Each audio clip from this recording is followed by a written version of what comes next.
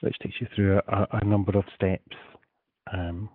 Before you can get to the multiple choice quiz, you have to log in and create an account in SLOODLE. And there is a step where you have to enroll your avatar. And this is one of the underlying problems that SLOODLE has to solve, which is how to link some avatar. So my avatar in Second Life is called Buddy Sprocket, to a Moodle user account, which may be a different name. The underlying reason for this is also that Second Life previously didn't allow you to create avatars with your own real name. You had to create some kind of fantasy name using a surname from a list. And there was no easy way in which we could reliably get link avatars to Moodle users. So we had to build that system in. And it's relatively simple to follow. Once you're enrolled in SLOODLE, once you're logged into SLOODLE, you can just go into Second Life, click on a sign, and that will say, well, I know who you are in Moodle, and you've clicked on the sign in Second Life, so you must be the same person, so it allows you to link the two.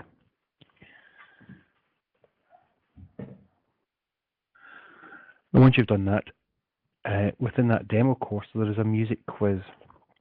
Now, the music quiz actually works best for multiple users, and it kind of like, why bother making this 3D in the first place? Because one of the key points is that you can actually still do the exact same quiz just in Moodle. You don't need to log into Second Life to do the quiz. So what are the benefits or possible benefits of doing the quiz in Second Life? Well, there's a few different ways in which you can benefit. One is that if the learning materials themselves are in Second Life, then it allows you to put the quiz into the same space in the virtual world where students actually have all the reference materials that they're learning from. So we can have some sort of 3D environment where there are learning materials that allow students to examine different objects and learn about them, and then take the quiz in the same space.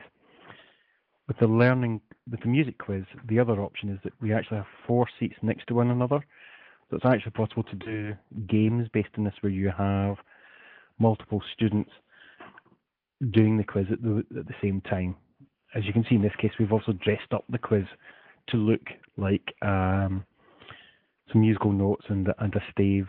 And again, that's another thing, is that in the 3D environment, you can take standard Moodle content that's authored using the normal Moodle multiple choice quiz tool and dress it up and embed it and immerse it into some other 3D environment and change its look and feel to fit that topic and environment.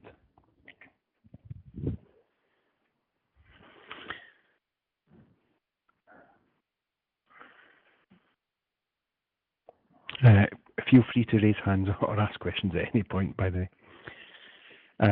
And this is the standard Moodle quiz being done in Second Life. And in this case, what I'm doing here really is I'm just sitting on this object, and it's a scripted object, and it communicates with Moodle. Yep, Mike.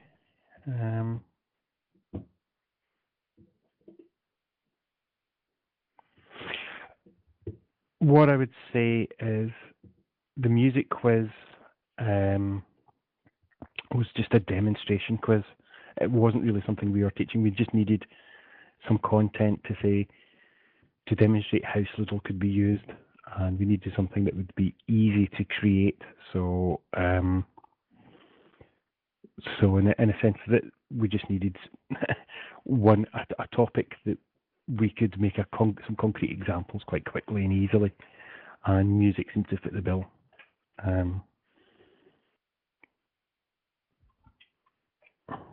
We're also aware that if we'd picked some topic from higher education, then it would be too specialist. We wanted something very general that anyone could really apply, understand, and see. So that's why it's music. Even if you haven't studied music, many of the questions are still general enough.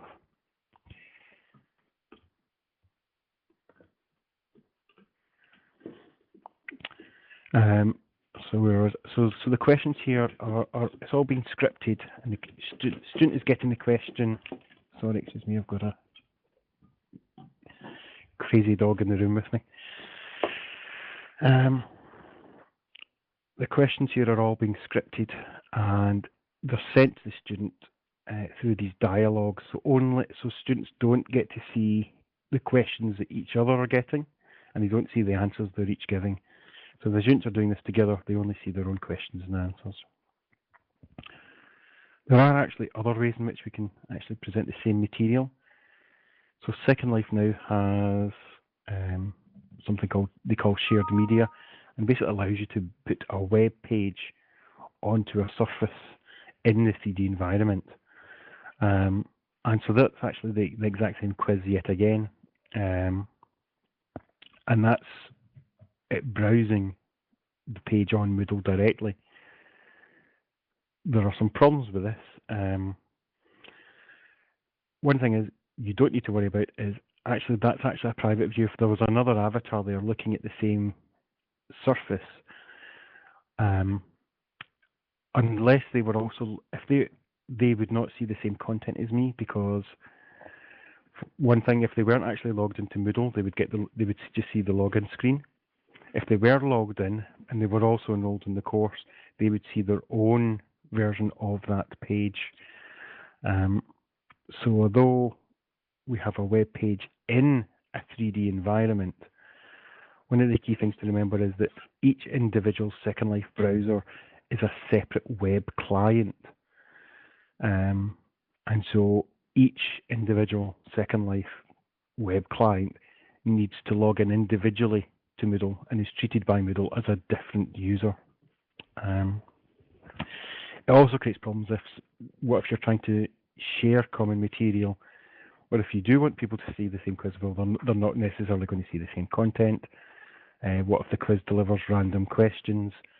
Then you have different users in a 3D environment where the natural assumption is that if you can see something on a surface, you would assume that everyone else around you can see the same thing on the same surface, and that's not how it necessarily works. So I think that's quite a iffy model to use, and it's not something I would recommend because it works against your intuition. It doesn't work how you think it should work.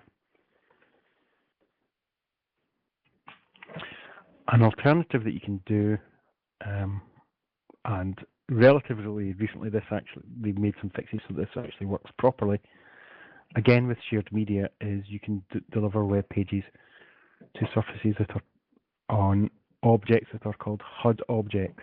So it comes from the term heads-up display from sort of the military term, which was adopted by gaming. It's been carried over to Second Life.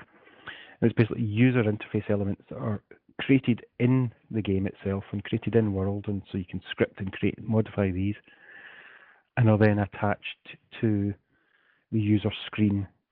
So this is something I'm wearing this in Second Life, but instead of it being in the 3D environment, it's attached to my screen. So other users around me can't see this, but only I can see this. So this is a private web browser in a sense inside Second Life, and I can do the same quiz yet again using that display. Now you can't quite see it here, but I can tell you that just the way Second Life currently renders these, it's not actually very readable. It's hard to modify this to get it to actually display correctly. So I think to go down this approach, you need to do something similar to something we did previously, which was to develop custom web pages that get delivered. So if you modify web pages so that you're delivering one question at a time and you're using much larger font sizes, for example, this could be legible. So this is an example of, so you can change the font in Moodle. The issue is that you want to be able to have one sort of mobile style display for users logging in from Second Life and a regular display for people logging in from Moodle. I've not had a lot of time yet to investigate that, but that's really something that I think is going to be required. Dylan is my dog who's trying to eat my laptop cable.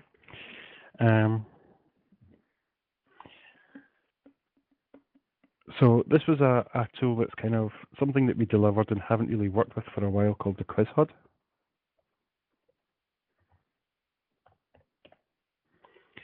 And this was actually from before shared media, when Second Life supported web pages into Second Life, but not interactive web pages. So you could only deliver static web pages.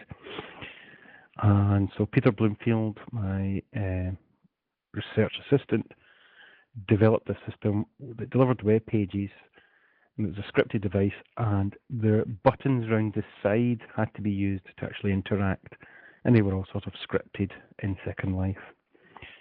And this was developed so that you could have multiple choice questions, and you would have options A to F that you could answer, but it could also deliver questions that would then require you to go and find something in the 3D environment and click on it. So correspondingly, a question here might have been question, click on a sheep, or you might have some kind of animal identification quiz, for example.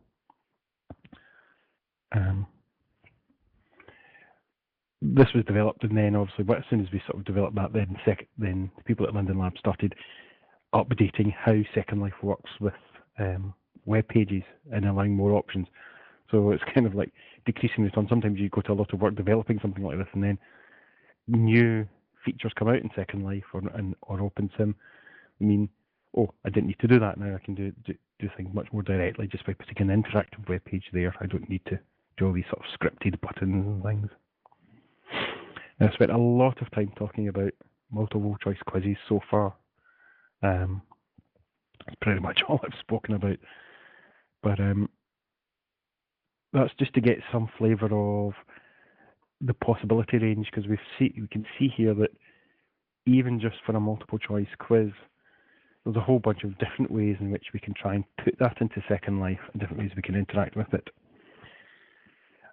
It's very useful, I think, to be able to author the quizzes in Moodle, and it's very useful to and retain the ability for students to access it through Moodle, just because I think they are being able to script things so that you have a multiple choice question that's answered not by options A, B, C, D, E, or F, but by clicking on something in a 3D environment is very cool. So Jeffrey, you had a question?